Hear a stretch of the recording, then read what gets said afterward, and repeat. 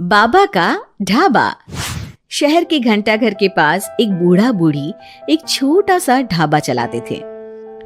दोनों एक दूसरे का सहारा थे और किसी तरह अपना पेट पाल रहे थे, लेकिन महंगाई ने उनका जीना मुश्किल कर दिया था।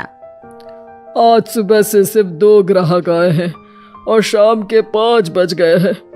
कुछ समझ में नहीं आ रहा कि क्या करें। वो सब कह रहे हैं कि बाजार में मंदी आ गई है, इसीलिए सबकी गिराई नहीं चल रही। अरे बुढ़ापे में पैसों के लिए इतनी मगजमारी करनी पड़ रही है।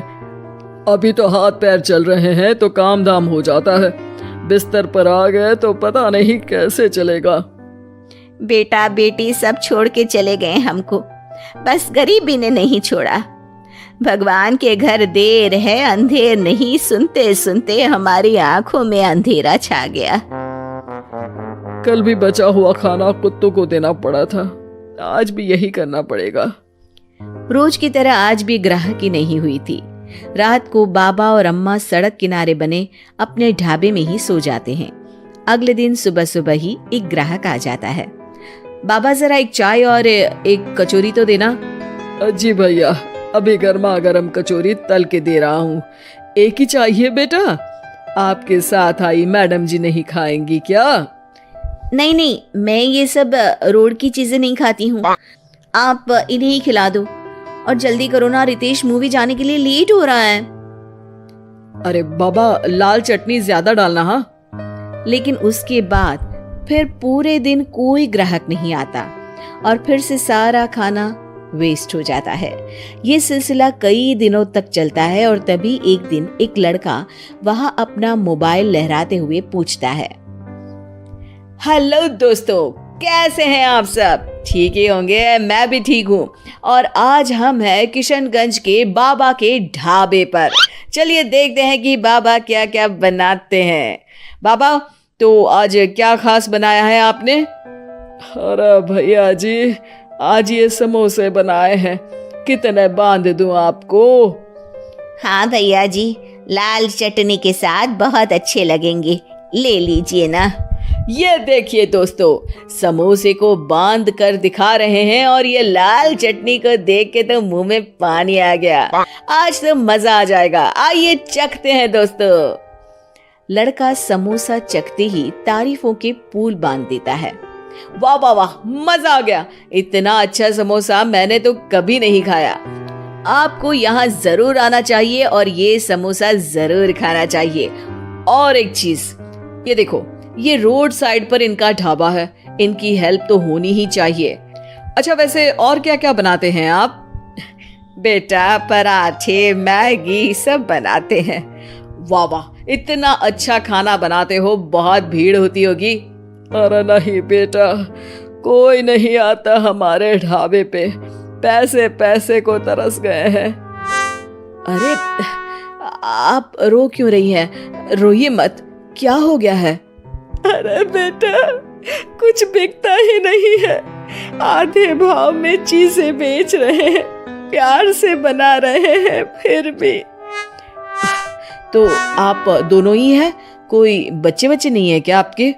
अरे बेटा, जो है वो हमें छोड़ के कहीं चला गया है, उसके कारण ही हमें ऐसे दिन देखने पड़ रहे हैं। जो थोड़ा बहुत पैसा हमने इस ढाबे से बनाया था, वो सब लेकर भाग गया था।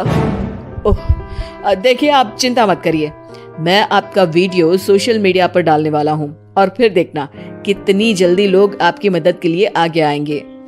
वो लड़का अपने कैमरा से बाबा के ढाबे का वीडियो बनाता है और सोशल मीडिया पे शेयर कर देता है। वीडियो बहुत तेजी से वायरल हो जाता है और कुछ ही घंटों में वीडियो में दिए अकाउंट में करीब 1 लाख रुपए जमा हो जाते हैं। लड़का अगले दिन फिर ढाबे पे जाता है।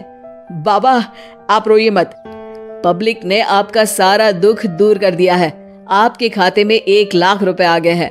अब टेंशन लेने की कोई बात नहीं है, टेंशन भूल जाइए और मजे कीजिए। अरे बेटा, तुम्हारा हम कैसे धन्यवाद करें, तुम्हारे कारण इस दुकान पर आज इतनी भीड़ लगी है, वरना हम दोनों ने तो उम्मीद ही छोड़ दी थी। हरा जुग जुग जियो बेटा, तुमने आज एक गरीब का भला किया है। भगवान तुम्हें बहुत तरक्की देंगे। बाबा की कहानी सोशल मीडिया के बाद टीवी पर भी फेमस हो जाती है और टीवी पर बाबा का बेटा उनकी कहानी देख लेता है और उसकी नजर बाबा के खाते में आए रुपयों पर पड़ती है।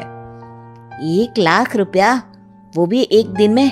अरे ऐसा ही चलता रहा तो ये दोनों तो करोड़पति हो जाएंगे और मैं ऐसा ही रह जाऊंगा। लगता है यही समय है इनके पास वापस जाने का। 2-3 इमोशनल डायलॉग चिपका दूंगा, दोनों मान जाएंगे। और ये देखकर बाबा का बेटा उनके पास वापस चला जाता है। अब बाबा मैं आ गया बाबा। अब मैं आ गया हूँ, आप चिंता मत कीजिए, मैं आपकी पूरी मदद करूंगा। अब तो मेरी आंखें खुल गई है बाबा। अरे बेटा, कितना याद करते थे तुझे मेरे लाल।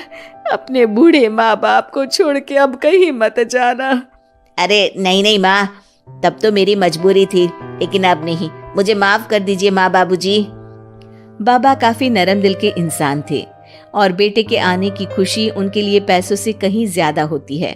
वो अपने बेटे को माफ कर देते हैं। बेटा, हम तो कुछ साल में बचेंगे भी या नहीं कोई भरोसा नहीं, लेकिन तू मेहनत करके ये ढाबा चलाना, और इसलिए आज से मैं ये ढाबा और ये पैसे तेरे नाम करता हूँ। अब हमारी तो उम्र हो गई है, अब तू काम करना और हम घर बैठकर खाएंगे। ये कहकर बाबा सारा पैसा अपने बेटे को दे देते हैं और आराम से अपनी पत्नी को लेकर अपने पुराने घर चले जाते हैं। ढाबे पर काफी भीड़ बढ़ती है। कुछ दिन में ही बेटा काफी पैसे कमा लेता है। एक दिन जब व्लॉगर लड़का वहां पहुंचता है तो देखता है ढाबा बंद है। वो बाबा के पास जाता है। अरे बाबा, आपने अपना ढाबा क्यों बंद कर दिया? ढाबा बंद नहीं तो? वो लोग वहां जाते हैं तो पड़ोसी बताते हैं कि ढाबा तो पिछले 4 दिन से खुला ही नहीं। बाबा ढाबे को अपने पास रखी चाबी से खोलते हैं तो देखते हैं कि ढाबे में एक बर्तन तक नहीं है। बाबा सर पकड़कर बैठ जाते हैं। हमारे बेटे ने हमें फिर से बर्बाद कर दिया। पर हमारे पास तो वापस बर्तन खरीदने तक के पैसे नहीं है। बर्तन भी बेचकर खा गया होगा नालायक। बाबा आप चिंता मत करो, आप काफी फेमस हो, लोग फिर से आपकी मदद कर देंगे। बस इस बार अपने बेटे को दूर रखना ढाबे से। अब की बार बाबा ढाबे पे एक बोर्ड लगवाते हैं जिस पर लिखा है सिर्फ बाबा का ढाबा। ये सिर्फ क्यों लिखवाया है जी? ताकि अपने बेटे को पता चले कि ये सिर्फ उसके बाबा का है, उसके लिए अब यहाँ कोई जगह नहीं।